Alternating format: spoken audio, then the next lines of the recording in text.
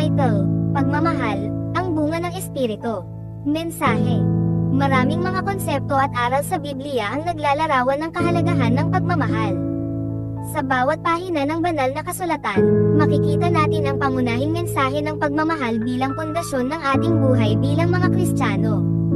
Sa bawat hakbang natin sa paglalakbay sa pananampalataya, itinuturo sa atin ng Espiritu Santo ang kahalagahan ng pagpapakita ng pagmamahal sa bawat isa. Ang pagmamahal ay hindi lamang isang damdamin o emosyon na nararamdaman natin, kundi ito ay isang pagpapasya at pagkilos. Sa Galacia Kapitulo 5 versikulo 22 hanggang 23, itinuturo sa atin ang mga bunga ng Espiritu, at ang pinakaunang bunga ay ang pagmamahal. Narito ang ating pagsusuri sa kahulugan ng pagmamahal sa ilalim ng mga talata na ito. Unang-una, ang pagmamahal ay mapagpakumbaba. Sa unang Korinto Kapitulo 13 versikulo 4, sinasabi, ang pagmamahal ay mapagpakumbaba. Ito ay hindi palalo o mayabang, kundi handang magbigay at maglingkod sa iba nang walang hinihinging kapalit. Pangalawa, ang pagmamahal ay nagpapatawad. Sa Colosas Kapitulo 3 versikulo 13, binibigyan tayo ng utos na magpatawad sa isa't isa tulad ng pagpapatawad na ibinigay sa atin ng Panginoon. Ang tunay na pagmamahal ay nagbibigay ng kapatawaran at hindi nagtatanim ng galit o puot. Pangatlo, ang pagmamahal ay nagbibigay.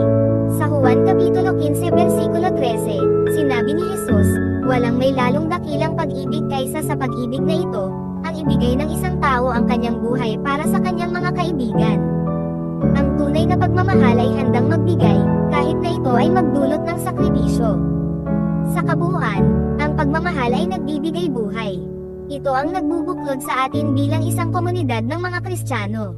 Sa pamamagitan ng pagmamahal, nagiging posible ang pagkakaisa, pagpapatawad, at pagbabago ng buhay. Sa huli, mahalaga na tandaan natin na ang pinagmulan ng ating pagmamahal ay nagmumula sa Diyos mismo. Sa unang Juan Kapitulo 4 versikulo 19, sinasabi, tayo'y umiibig sapagkat siya'y unang umibig sa atin. Ang lahat ng ating kakayahan na magmahal ay nagmumula sa pagmamahal ng Diyos sa atin.